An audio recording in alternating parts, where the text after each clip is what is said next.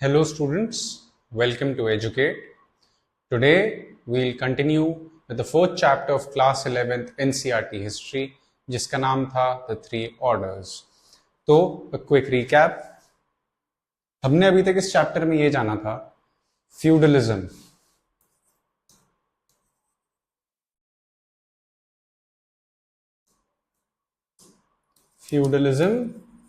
in Europe, Germanic tribes. Okay, हमने पढ़ा था शार्लमाइन के बारे में, चार्ल्स द ग्रेट, कैसे गॉल्स ने फ्रांस का नॉर्थ पार्ट कॉन्कर किया था. फ्रैंक जिससे उसका नाम पड़ा था. बेसिकली फ्यूडल स्ट्रक्चर के बारे में हमने पढ़ा था, कैसे जर्मैनिक ट्राइब्स अलग अलग जगहों पे थे, कैसे वाइकिंग्स का भी इमर्जेंस था और वो भी रेड करते थे काफी जगहों पे. So moving on, we'll continue with this chapter. There was a church on the estate and a castle for defense. जो मेमोरियल एस्टेट था उसके बारे में हमने देखा था कि कैसे एक जो लॉर्ड होता था, एक किंग के अंडर उसको सारी चीजें मिलती थी, उसको लैंड मिलता था, and he had peasants under him, and three orders basically: clergy जिसे हम चर्च भी कहते हैं, सेकंड था लॉर्ड, थर्ड था peasants.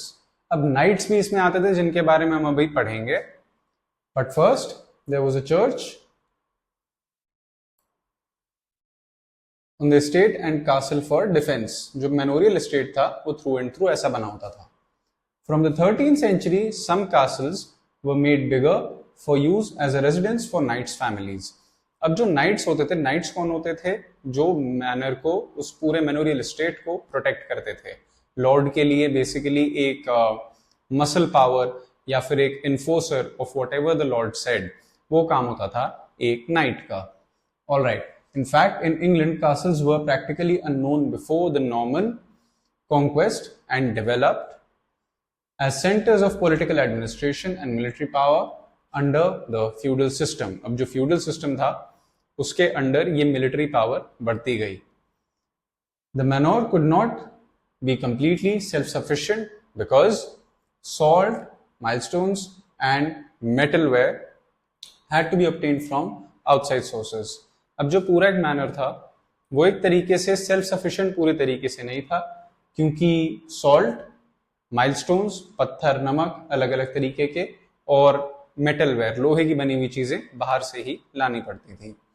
Okay, those lords who wanted a luxurious lifestyle and were keen to buy rich furnishings, musical instruments and ornaments not locally produced had to get these from other places. हालांकि blacksmith वहां पे exist करता था एक memorial estate में. However, ये सारी चीजें ज्यादातर बाहर से ही लेनी पड़ती थी. तो एक कोई ज्यादा अगर कोई लग्जूरियस लाइफस्टाइल कोई लॉर्ड जीना चाहे तो उसके लिए थोड़ा मुश्किल हो जाता था, क्योंकि उसे बाहर से सारे आइटम्स प्रोक्योर करने पड़ते थे. So now we going to read about the knights. Very important part. From the 19th century onwards, there were frequent localized wars in Europe. Okay, अब अगर हम 9th century की बात करें, sorry not 9th century, local Wars Europe में बढ़ रही थी. वाइकिंग्स का भी हमला होता था. They used to keep attacking mainland Europe, and other Germanic tribes also used to attack the kingdoms that were ruled under the Franks, Charlemagne, and different civilizations at the same time. So the amateur peasant soldiers were not sufficient and good cavalry was needed. अब अगर हम बात करें, local Wars होती थी, बाहर से tribes हमला करते थे डिफरेंट जगहों से आकर के, जो थोड़े अलग तरीके से रहने वाले ट्राइब्स थे, तो उनसे अपने आप को प्रोटेक्ट करने के लिए एक पेजेंट्स की आर्मी सफिशिएंट नहीं थी, बिकॉज दे वर एमेच्योर्स, यानी कि वो ट्रेन नहीं थे उतने अच्छे तरीके से. साथ में उसको प्रोटेक्ट करने के लिए प्रॉपर ट्रेन्ड कैवलरी, यानी कि हॉर्सेस की भी जरूरत थी, ताकि जो इन्वेडर्स आ रहे हैं या जो डिस्टर्ब करने आ रहे थे, लूट करने या प्लंडर करने, तो उनसे अपने आप को प्रोटेक्ट किया जा सके. This led to the growing importance of a new section of people, the knights. Very important. अब knights ये होते थे कि इनका काम होता था मैनर को प्रोटेक्ट करने का. they were linked to the lords. Okay, linked to the lords but not equal, just as the latter were linked to the king. एक तरीके से एक लॉर्ड किंग को रिप्रेजेंट करता था एक छोटे स्तर पे, ठीक उसी तरीके से एक लॉर्ड को नाइट रिप्रेजेंट करता था, क्योंकि काफी सारा लैंड था जो कि एक लॉर्ड कंट्रोल करता था, इस हद तक कि काफी सारे विलेजेस होते थे. That's why. So the lord give the knight a piece of land called fief. Piece of land lord जो है नाइट को देते थे जिसका नाम था fief, and promised to protect it. The leaf could be inherited. It extended to anything between 1000 and 2000 acres or more, including a house for the knight and his family. Okay, a church and other establishments to house his dependents, besides a watermill and a wine press. तो एक night को बहुत ज्यादा perks मिलते थे, उसको 1000 से 2000 एकड़ जमीन मिलती थी, साथ में एक घर मिलता था अपने और अपने फैमिली के लिए, एक चर्च जो उसके लिए खुद के लिए था, और एक बेसिकली एस्टैब्लिशमेंट्स ताकि उसके जो डिपेंडेंट्स हैं उसके अंडर काम करने वाले वो भी रह सके, उनकी अकोमोडेशन, साथ में एक वाटर मिल भी और एक वाइन प्रेस भी दी जाती थी. As in the feudal manor, the land of the fief was cultivated by peasants. ये जो fief है जिसकी बार बार टर्म यूज हो रही है, fief, okay, basically a piece of land that is promised, okay, और वो जो promised piece of land है वो लॉर्ड के द्वारा दिया जाता था नाइट को. All right. In exchange, the knight paid his lord a regular fee and promised to fight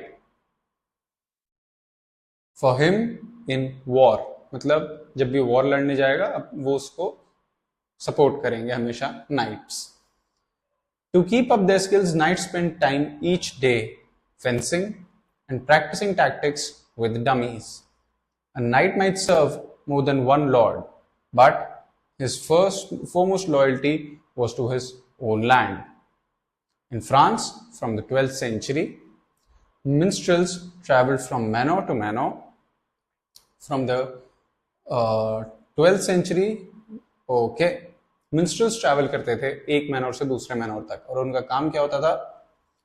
Singing songs which told stories, partly historical, partly invented, about brave kings and knights. Okay, in an age when not too many people could read manuscripts, were few, these traveling bards were very popular. Many manors had a narrow balcony above the large hall where the people of the manor gathered for meals. This was the minstrel's gallery, from where singers entertained nobles while they feasted. Basically, एक जो night होता था वो एक से ज्यादा Lord's को सर्व कर सकता था टेक्निकली एंड लीगली, और उसकी जो फर्स्ट और फॉरमोस्ट प्रायोरिटी होती थी वो थी खुद के लैंड को प्रोटेक्ट करने की, खुद के लैंड को बचाने की. ये प्रायोरिटी होती थी एक नाइट की. But at the same time कुछ मिनिस्टर्स होते थे जो गाथाएं गाते थे, बहुत सारी टेल्स सुनाते थे किंग्स के बारे में, लॉर्ड्स के बारे में, नाइट्स के बारे में. कभी कभार ये टेल्स हिस्टोरिकल होती थी, जैसे भजन गाए जाते हैं, something like that, singing of praises, like जैसे देशभक्ति के गाने होते हैं, ठीक उसी तरीके से.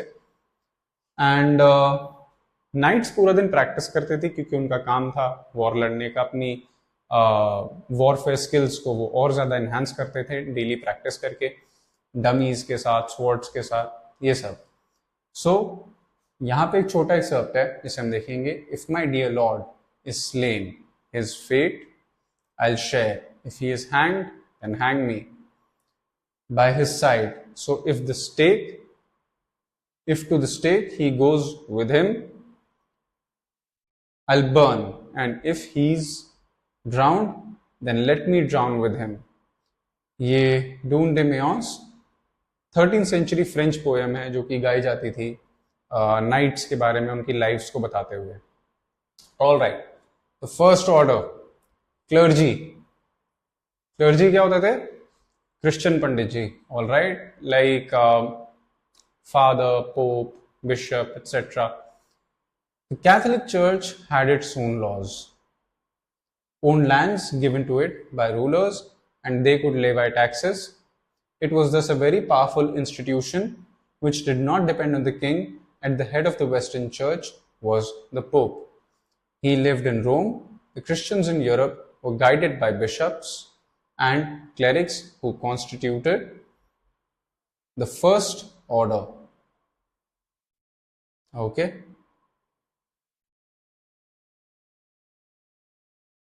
Most villages had their own church where people assembled every Sunday to listen to the sermon by the priest and to pray together. Basically, जो क्लर्जी थे वो क्लेरिक्स होते थे, रिलीजियस लीडर्स होते थे, जैसे कि इस्लाम में इमाम होते हैं, ठीक उसी तरीके से सबसे बड़ी जो पोस्ट थी वो कैथोलिक चर्च के वैटिकन के पास थी, पोप के पास थी. उसके अंडर जो बिशप आते थे, क्लेरिक्स आते थे, लोकली जो पोस्टेड थे, उनके पास सबसे ज्यादा पावर थी. वो अपने लॉज इंप्लीमेंट कर सकते थे, अपने लॉज ला सकते थे. And it was all based in Rome. Rome से सारा कंट्रोल होता था बिकॉज वैटिकन जो है उसके ठीक पास है और रोमन कैथोलिक चर्च का हब वही था. All right, moving on. Sunday को सारे इकट्ठे होते थे and basically they used to pray together. And जो भी बिशप या क्लेरिक उन्हें बोलता था वो फॉलो पूरे विलेज को करना होता था. हर विलेज का अपना एक चर्च होता था और वो सर्मन्स देते थे, बताते थे कि ideal life, ideal Christian, ideal values कैसे होते हैं और क्या करना चाहिए. All right, everyone could not become a priest. Serves were band as were the physically challenged. Women could not become priests. Men who became priests could not marry. Bishops were the religious nobility.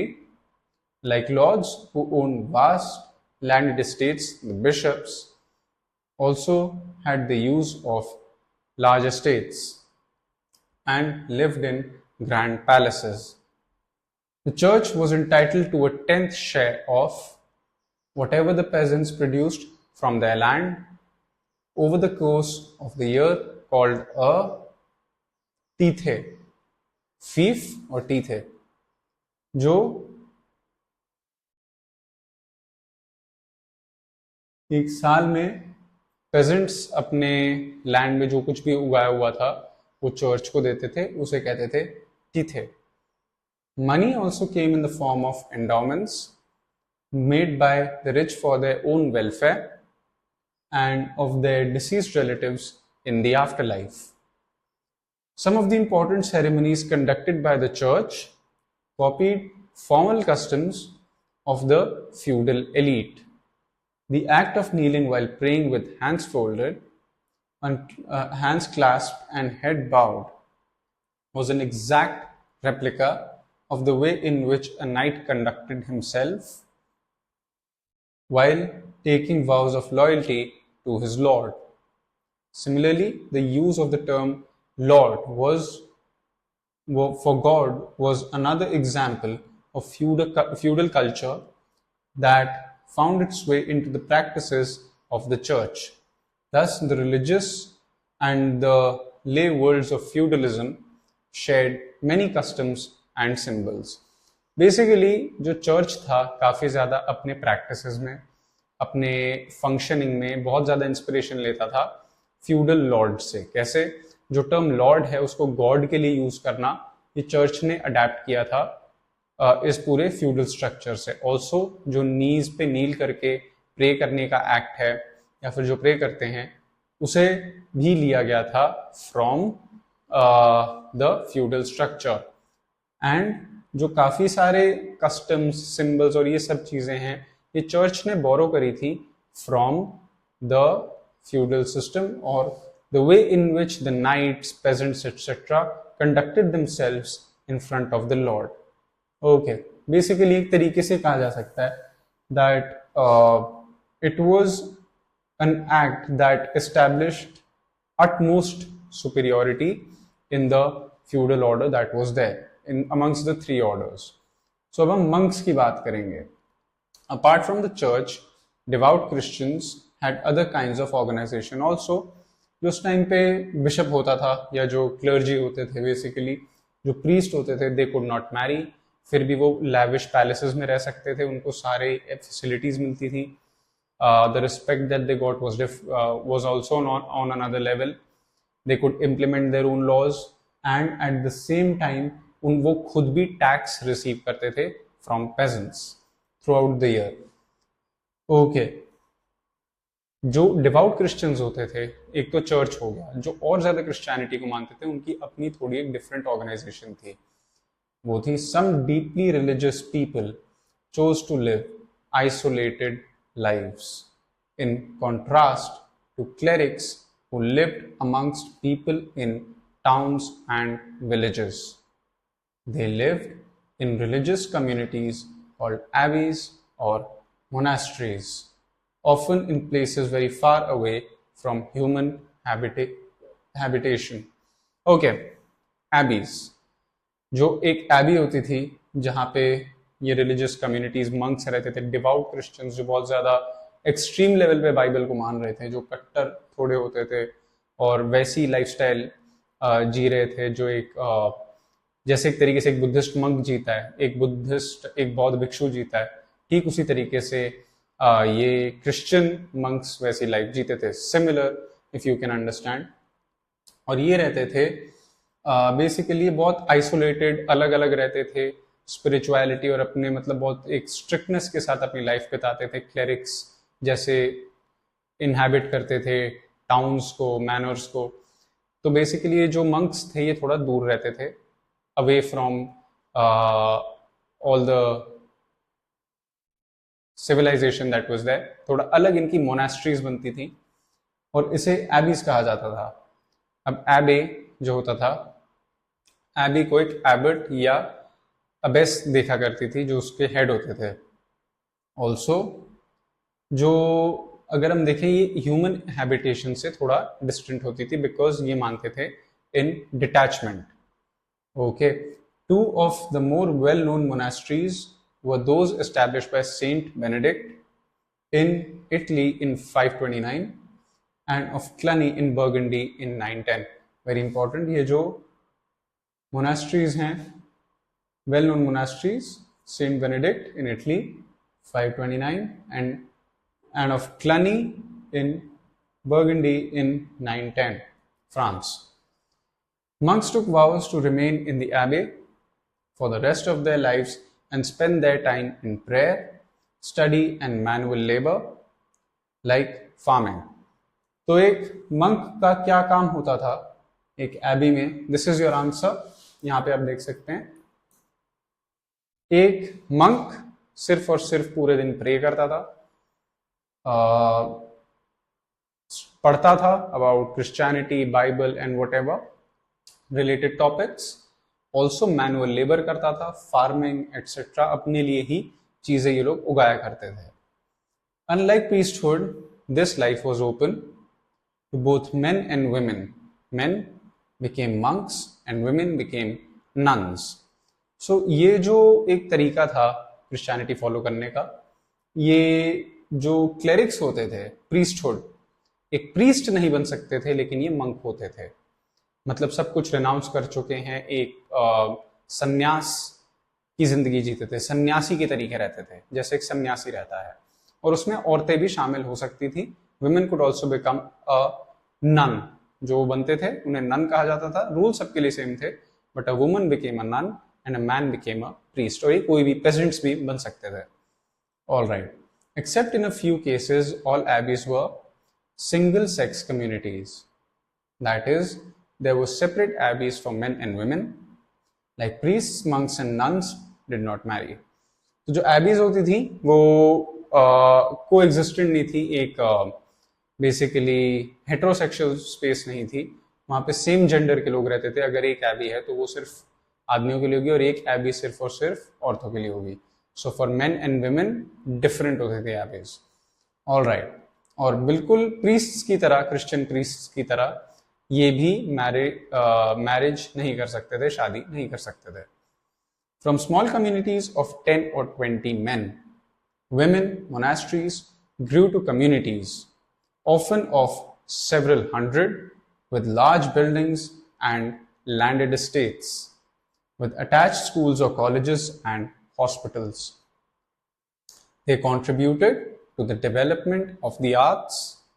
Abbess Hildegard was a gifted musician and did so much to develop the practice of community of singing prayers in the church. From the 13th century, some groups of monks called friars chose not to be based in a monastery but to move from place to place, preaching to the people and living on charity.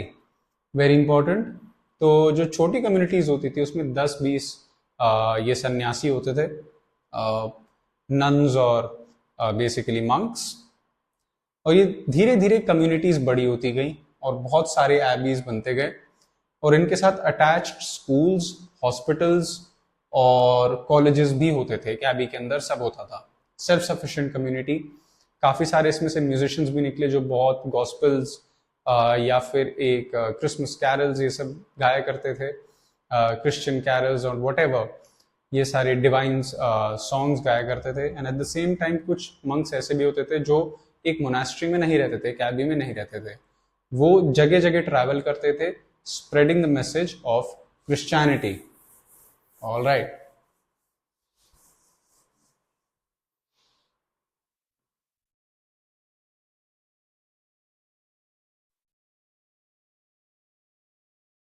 Basically their life was based on charity. एक दूसरे से या फिर लोगों से, जहाँ पे लोग रहते हैं उनसे जैसे भिक्षु की तरह रहते थे वैसे अपनी लाइफ स्पेंड किया करते थे।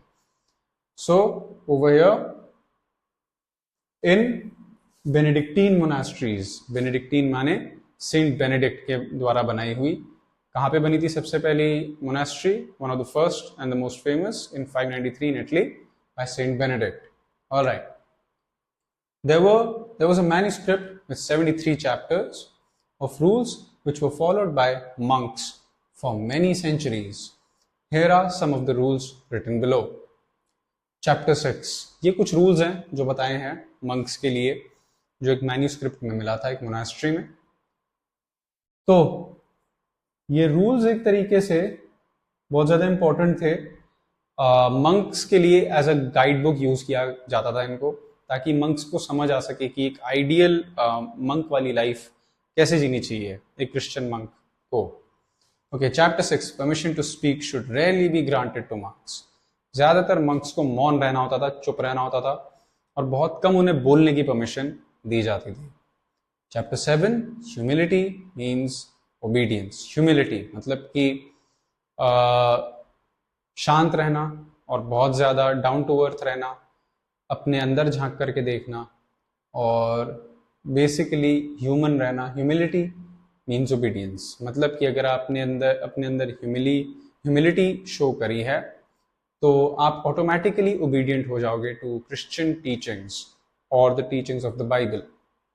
Next, chapter 33, no monk should own private property. किसी भी मंक को खुद से प्राइवेट प्रॉपर्टी ओन करने की इजाजत नहीं थी। Next, chapter 47, idleness is the enemy of the soul, so friars and sisters should be occupied at certain times in manual labor and at fixed hours in sacred reading. Basically जो कहावत है खाली दिमाग शैतान का घर, वो कहा गया है कि कोई भी मंक खाली ना बैठे, कुछ ना कुछ करता रहे, या तो मैनुअल लेबर करे या फिर जो उनका एक फिक्स्ड रूटीन था ऑफ स्टडी उसको फॉलो करे और पढ़े। Chapter 48, monastery should be laid out in such a way that all necessities be found within its boundaries, watermill, garden or workshop, you name it. तो बेसिकली वहाँ पे अंदर सब कुछ होना चाहिए। ये भी एक रूल था कि एक मोनास्ट्री के अंदर सारी फैसिलिटीज ऑटोमेटिकली होनी चाहिए, चाहे वो वाटर मिल हो, गार्डन हो, एक वर्कशॉप हो, क्रॉप्स हो, anything, you name it. Excuse me. By the 14th century, there was a growing uncertainty about the value and purpose of monasticism. In England, Langlad's poem Piers Plowman, written between 1360 to 1370, contrasted the ease and luxury of the lives of some monks with the pure faith of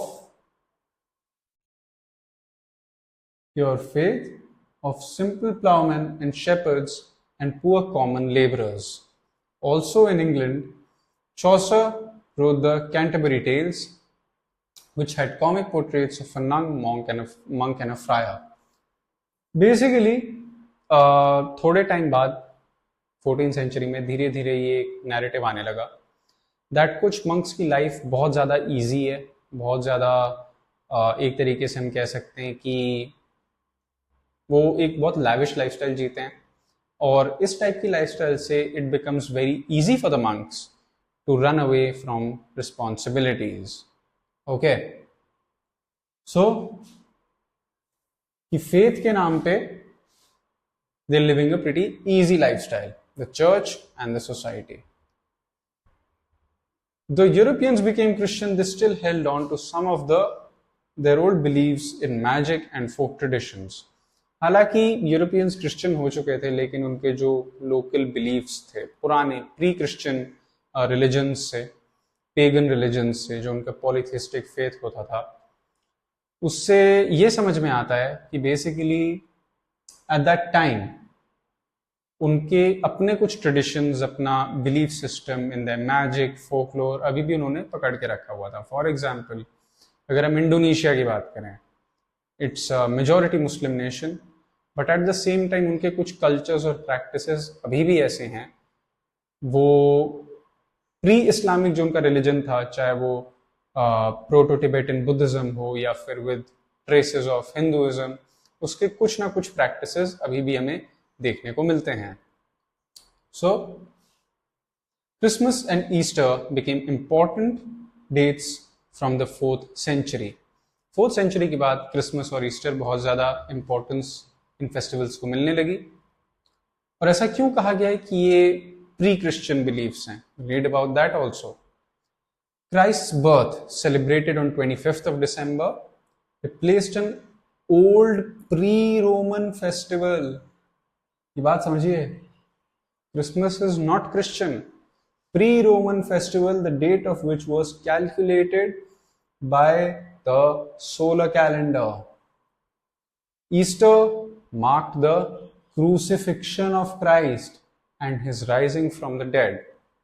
But its date was not a fixed one. क्योंकि जो अभी हम calendar follow करते हैं, that is Gregorian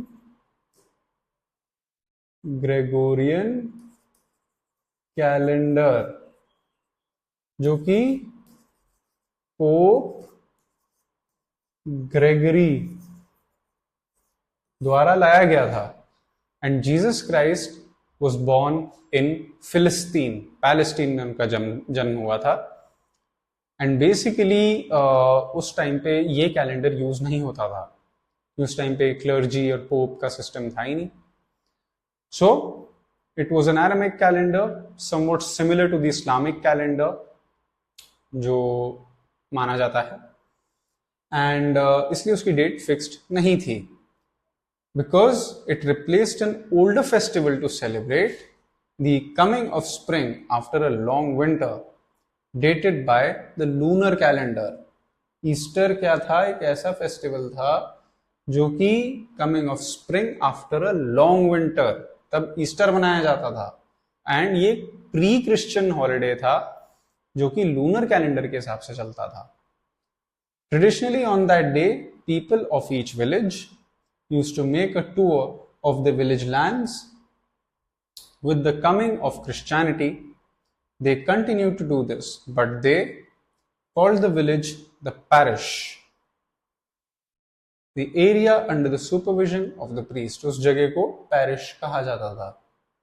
Overworked peasants welcomed holy days. ये holy days होते थे और उसी से holidays का नाम इजाद हुआ कि आज हॉलीडे, कल हॉलीडे, क्रिसमस हॉलीडे होता है. So that's where we get the name holidays, because ये होली डेज पे उन्हें ऑफ मिलता था ताकि वो पूरा विलेज घूम पाए. That is why it came to be known as holiday from holy day. All right. Overworked peasants welcomed the holiday. These days were meant for prayer, but people usually spent a good part of them having fun and feasting. ये जो दिन थे prayer के लिए reserve करे गए थे, but even though उस टाइम पे लोग ज्यादातर पार्टी करते थे, मौज मस्ती किया करते थे इन छुट्टी के दिनों पे. Pilgrimage was an important part of a Christian's life, and many people went long journeys to shrines of or to big churches. अब पिलग्रिमेज पे भी जाया करते थे, बट दूर दूर की जगहों पे, एंड बेसिकली अलग अलग पिलग्रिमेज साइट्स पे जहाँ पे किसी ने शहादत ली है, जो कि बहुत बड़ा कोई क्रिश्चियन वॉरियर रहा हो, उसकी श्राइन पे ऐसे पिलग्रिमेजेस चलते रहते थे. ओके.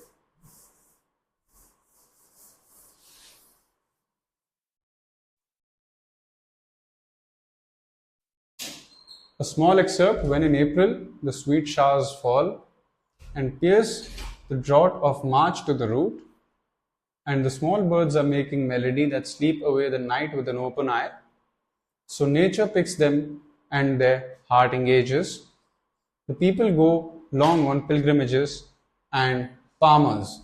Palmer कहा जाता था एक ऐसे monk को जो बहुत distant जगहों पे travel करता था for pilgrimage. Long to seek the foreign shrines of far off saints, दूर दूर के कोई सेंट बेनेडिक्ट और जो बड़े सेंट्स क्रिश्चियनिटी में रहे उनकी श्राइन्स पे, revered in various lands and specifically from every shire of England to Canterbury, they make their journeys. All right. बहुत दूर दूर तक ट्रैवल किया जाता था उस टाइम पे, ताकि ये जो रिलीजियस पिलग्रिमेजेस होती थी, they were an important part of a Christian's life. Hence the word holiday. Holy days पे उन्हें ऑफ मिलता था, and especially peasants used to rejoice a lot because they got a day or two off from their hard labour. The third order, peasants, the free and unfree. अभी तक हम Lord's के बारे में पढ़ चुके हैं, नाइट्स के बारे में देख चुके हैं, clergy, monks, nuns, abbeys, monasteries. अब जो लास्ट ऑर्डर है peasants, उनकी कंडीशन और उनके बारे में हम पढ़ेंगे. Let us turn to the vast majority of people. Majority लोग peasant ही होते थे, namely those who sustained the first two orders. Cultivators were of two kinds. ठीक है, दो तरीके के peasants कह सकते हैं, free peasants and serfs, from the verb to serve. कुछ पेजेंट्स फ्री होते थे, जो मतलब कि सैलरी बेसिस पे या फिर कुछ एक एक्सचेंज ऑफ अमाउंट पे काम करते थे और फिर प्रोटेक्शन और एनीथिंग ऑफ दैट सॉर्ट. कुछ सर्व्स होते थे जिनको सिर्फ सर्व करना होता था. So free peasants held their farms as tenants of the lord. वो रेंट पे करते थे अपनी छोटी छोटी जमीनों का, जो पेजेंट्स होते थे, फ्री पेजेंट्स, अपने लॉर्ड को. The men had to render military service at least 40 days every year, and उनको मिलिट्री सर्विस हर साल 40 दिन के लिए देनी पड़ती थी. Peasant families had to set aside certain days of the week, usually 3, but often more, when they would go to the Lord's estate and work there. तो जो एक peasant की फैमिली थी, उन्हें 3-4 दिन या 2-3 दिन छुट्टी लेनी पड़ती थी, ताकि वो लॉर्ड के अपने खुद के रेजिडेंस पे या फिर जहाँ पे वो रहता था उस प्रेमिसेस को साफ सुथरा रख सके, वहाँ पे साफ सफाई का काम करने के लिए जाते थे वो उस टाइम पे. Okay. So the output from such labour called labour rent would go directly to the lord. Labor rent. Okay.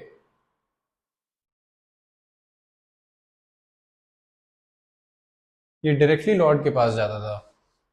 Okay. They could be required to do both unpaid और paid labors to do other unpaid labor services, not paid, only unpaid labor services, बाकी काम भी उनसे करवाया जा सकता था. After all ये लेबर रेंट था, क्योंकि लॉर्ड ये ऐसा सोचते थे दैट कि वो उन्हें रहने दे रहे हैं यहाँ पे, and it's a big thing. All right. In addition, like digging ditches, gathering firewood, building fences and repairing roads and buildings. मतलब कि जो आसपास की फेंस है उसे बनाना, खाना बनाने के लिए लकड़ियाँ इकट्ठी करना, और क्या कहते हैं, एक तरीके से रोड्स को रिपेयर करना, बिल्डिंग्स बनाना, ये सारा काम दिया जाता था. Besides helping the fields, women and children had to do their own tasks. They spun thread, wove cloth, made candles, and pressed grapes to prepare wine for the Lord's use. तो जो बच्चे होते थे एक पेजेंट के, उन्हें भी काम करना होता था, और वो कैसा काम करते थे? सिलाई बुनाई का, कैंडल्स बनाने का, या फिर वाइन को प्रेस करने का. Okay, so there was one direct tax called tail that kings sometimes imposed on peasants. Tail एक ऐसा टैक्स होता था जिसमें कि the clergy and nobles were exempted from paying this. जो nobles और clergy थे उन्हें ये पे नहीं करना पड़ता था. All right. Serfs cultivated plots of land, but these belonged to the Lord. Much of the produce from this land had to be given to the Lord. They also had to work on the land which belonged exclusively to the Lord. They received no wages and could not leave the estate without the Lord's permission. The Lord claimed a number of monopolies at the expense of his serfs. Serfs could only use their lands, use the Lord's mill to grind their flour, his oven to bake their bread, and his wine presses to distill wine and beer. The Lord could decide whom a serf should marry or might give his blessing to the serf's choice, but on payment of a fee. Okay, तो उस time पे जो serfs होते थे, जो सर्व किया करते थे, unpaid labour as like peasants, वो बेसिकली जिस प्लॉट को कल्टीवेट करते थे वो लॉर्ड को बिलोंग करता था. Much of the produce from this land had to be given to the Lord. काफी सारा जो इसको प्रोड्यूस होता था वो लॉर्ड को देना होता था. They also had to work on land which belonged exclusively to the Lord. जो सिर्फ और सिर्फ लॉर्ड की जमीन है उस पर भी काम करने देते थे, और उसमें से कोई भी फैसिलिटी वो खुद के लिए यूज नहीं कर सकते थे.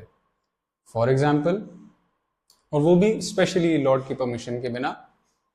काफी सारी मोनोपलीज जो हैं लॉर्ड ने चूज कर रखी थी अपने लिए फॉर हिमसेल्फ, एंड उनको अपना फ्लावर खुद ग्राइंड करना होता था. The Lord could decide, basically Lord का डिसीजन होता था कि अगर कोई सर्फ है उसके अंडर उसे किससे शादी करनी चाहिए, किससे नहीं करनी चाहिए. अगर सर्फ चाहे तो वो उसकी लॉर्ड की ब्लेसिंग्स भी ले सकता है मैरिज सेरेमनी में, बट उसकी भी फीस लगती थी और लॉर्ड वो फ्री में नहीं करता था. सो these were roughly the 3 orders that we have read until now.